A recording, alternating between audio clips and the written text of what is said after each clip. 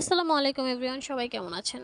আজকে যেহেতু শুক্রবার, ভাবলাম একটু স্পেশাল কিছু রান্না করি। তো মেয়ে বললো চিকেন কাচ্চি রান্না করতে, তাই আজকে চিকেন কাচ্চির জন্য নিয়ে নিলাম বাসমতি চাল আর হলো প্রাণ বিরিয়ানি মশলা। তো অল্প কিছু উপকরণে আজকের কাচ্চিটা রান্না হবে। এর জন্য হাফ কেজি বাসমতি চাল আমি নিয়ে নিছি। চালটাকে ভালো করে ধুয়ে নিচ্ছি। এবার হলো আমি যেহেতু রান্নাটা আজকে রাইস কুকারে করব, তাই রাইস কুকারে পানি গরম করে নিচ্ছি, পানিটা ফুটে নিচ্ছি। তার ভিতরে দিয়ে দিচ্ছি হলো তেল, লেবু আর হলো গিয়ে লবণ।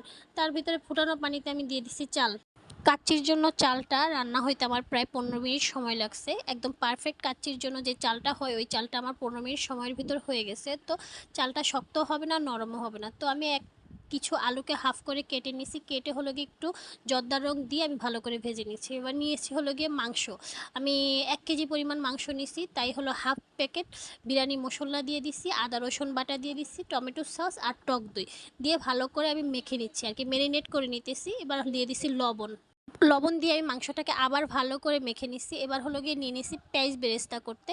আমি প্রায় 2 কাপ পরিমাণ পেঁয়াজ বেরেস্তা করে অর্ধেকটা হলো গিয়ে রাইস কুকারে দিয়ে দিচ্ছি কাচ্চির জন্য, আর অর্ধেকটা তুলে রাখছি। তো অর্ধেকটা দিয়ে হলো আমি মাংসটাকে দিয়ে দিচ্ছি। এবার হলো গিয়ে মাংসটা দিয়ে আমি উপরে দিয়ে দিচ্ছি হলো গিয়ে বাসমতি চাল আর একটু টক দই। তার উপরে দিয়ে দিচ্ছি আবার বেরেস্তা।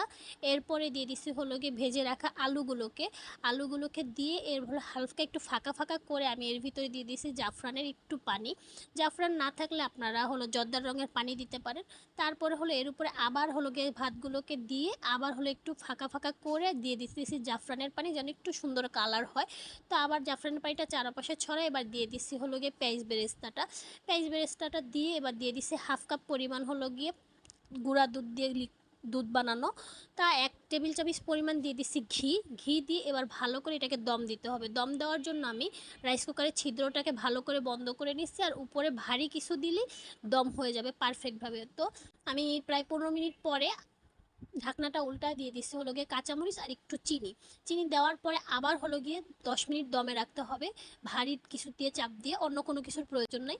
তারপরে হলো গিয়ে হয়ে গেছে আমার কাচ্চিটা হয়ে যাওয়ার পরে রাইস কুকারের ঢাকনাটার ওই আটাটা ছুটিয়ে নিতে হবে, না হলে হলো গিয়ে ঢাকনাটা খুলতে যাবে না। তো এই যে ঝরঝরা আর পারফেক্ট একটা কাচ্চি হয়ে গেছে। এত সুন্দর কাচ্চি হয়েছে আর খেতে এত টেস্টি হয়েছে। এইভাবে কাচ্চি রান্না করলে বাহিরে যে কাচ্চি খাওয়ার প্রয়োজন হবে না। সত্যিকার অর্থে পারফেক্ট একটা কাচ্চি হয়েছে। যাই হোক, ভিডিওটা যদি ভালো লাগে লাইক কমেন্ট আর শেয়ার দিবেন। আল্লাহ হাফেজ।